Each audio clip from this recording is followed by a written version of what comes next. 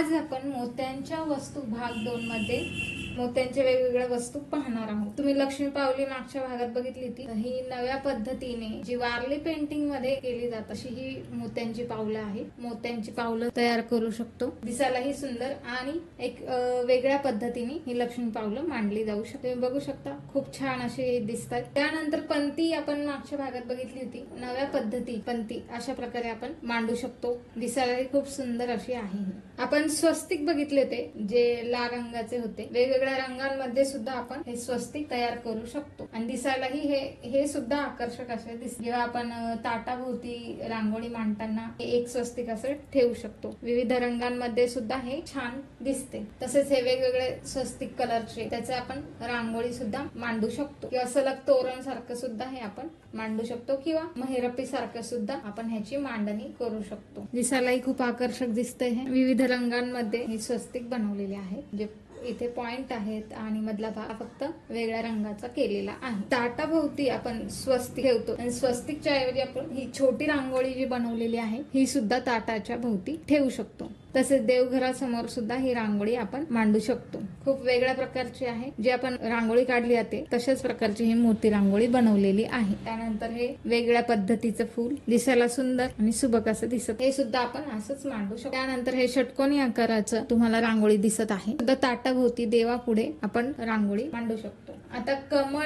हे अशा प्रकारे दिसते, हे एक कमळ स्वस्तिकच्या ऐवजी किंवा रांगोळीच्या ऐवजी आपण हे कमळ सुद्धा मांडू शकतो। असेच प्रकारचे अनेक कमळ बनवून हे एकत्र जोडून ह्याची महिरपही केली जाते, दिसायला खूप सुंदर दिसते अशी। तुम्ही असे एक सिंगल कमळ बनवून सुद्धा ताटाभोवती किंवा देवासमोर रांगोळी म्हणून ठेवू शकता। मागील भागात तुम्ही लहान आकारापासून ते मोठ्या आकारापर्यंत फुलं बघितली, तशीच ही मोठ्या आकारामध्ये असलेली मोती फुले आहेत। ही गोलाकार पाकळी असलेली ही फुलं आहेत, हे सुद्धा तुम्ही अशी रांगोळी म्हणून मांडू शकता किंवा त्याची महिरपही बनवू शकता। हे वेगवेगळ्या रंगांमध्ये बनवलेले आहे, तुम्हाला हवं तर असं तुम्ही महिरपही मांडू शकता, सरळ रांगोळी सारखंही मांडू शकता किंवा सिंगल एक सुद्धा ही फुले ठेवू शकता। वेगवेगळ्या रंगांमध्ये सुद्धा ही आकर्षक अशी दिसतात। त्यानंतर ही पाकळीच्या आकाराची फुले आहेत, ही सेम आपण वापरू शकतो।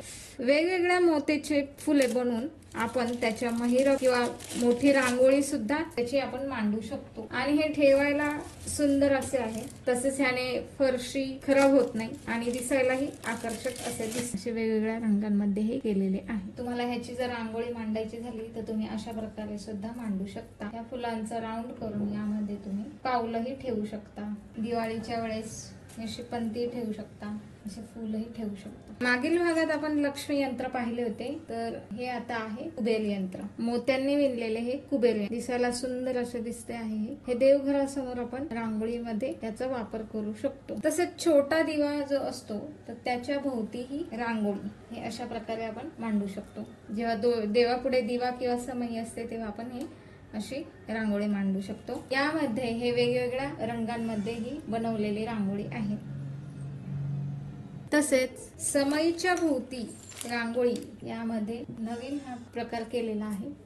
आता माझ्या इथे समया छोट्या आहेत, पण मोठ्या समयांना या रांगोळ्या सहज बसल्या जातात, ह्या अशा प्रकारच्या समई रांगोळी। आता ह्या ज्या बॉर्डर आहेत ह्या समईला वापरल्या तरी चालतात, तसेच गोल राऊंडची बॉर्डर आणि त्यामध्ये हे छोटे असे रांगोळी तुम्ही ठेवून अशा प्रकारची रांगोळी मांडू शकता आणि बाजूने फुले हे अशा प्रकारे तुम्ही फुले मांडू। ही अशी वेगळ्या प्रकारची समई महिरप जी पाकळीच्या आकाराची आहे, ही अशी छान अशी सुंदर दिसून। सेम मागील प्रमाणेच जर तुम्हाला समई बॉर्डर मांडायची नसेल तर रांगोळी म्हणून सुद्धा याचा वापर करू शकता। मध्ये फूल ठेवून राऊंड तयार होतोय, दिसायलाही सुंदर असं हे दिसत आहे। देवघरामध्ये आपल्या इथे छोटी गणपती मूर्ती तसेच बालकृष्ण, अन्नपूर्णा अशा मूर्ती असतातच, त्या ठेवण्यासाठी अशा प्रकारे आपण हा छोटा चौरंग वापरू शकतो। गणपती उत्सवामध्ये ज्यावेळेस आपण गणेश मूर्ती मांडतो छोट्या आकाराची, तर ही अशी चौरंगावर मांडू शकतो। चौरंगाच्या बाजूने ही बॉर्डर म्हणूनही हे महिरप ठेवू शकतो आणि गणपती, श्रीकृष्ण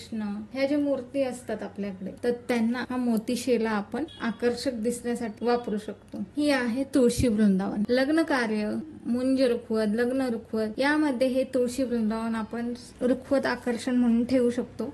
दिसायलाही खूप सुंदर असे दिसते आहे. यामध्ये स्वस्तिकच्या आकाराचे इथे डिझाईन तयार केलेले आहे आणि बाजूनी ही अशी बॉर्डर केलेली आहे. ही तुळस आपण ज्यावेळेस सजावट करतो, गणपती, कृष्ण जन्माष्टमी, महालक्ष्मी पूजन, तसेच हळदी कुंकवाचा कार्यक्रम असतो, त्यामध्ये हे सजावटीसाठी हे तुळशी वृंदावन आपण ठेवू शकतो. यामध्ये रेडीमेड आपल्याला प्लास्टिकचं झाड भेटतं, ते लावलं तरी हे दिसायला खूप सुंदर दिसतं. लग्नामध्ये सुद्धा गिफ्ट म्हणून हे तुम्ही देऊ शकता. पूजा कार्य, वास्तुशांती यामध्ये सुद्धा हे तुळशी वृंदावन तुम्ही गिफ्ट म्हणून देऊ शकता. एक वेगळ्या प्रकारचे गिफ्ट त्यांना दिले जाईल. लग्न रुखवतमध्ये खास आकर्षण असे नवीन प्रकारचे हे टेबल खुर्ची तुम्ही हे सुद्धा भेट म्हणून देऊ शकता. ही असे वेगळ्या आकाराची खुर्ची, ह्या 4 आहेत इथे, आणि हा टेबल दिसायला अगदी सुंदर दिसतो आणि हे वेगळ्या प्रकारचं ही वाटतं. हे तुम्ही मुंज लग्न रुखवत मध्ये गिफ्ट म्हणून देऊ शकता, तसेच सजावटीसाठीही ठेवू. तुम्हाला हा व्हिडिओ कसा वाटला कमेंट बॉक्स मध्ये नक्की कळवा. तसेच व्हिडिओ आवडल्यास लाईक, शेअर, सबस्क्राईब करायला विसरू नका आणि अशाच नवीन व्हिडिओ सोबत पुन्हा भेटूया. तोपर्यंत धन्यवाद.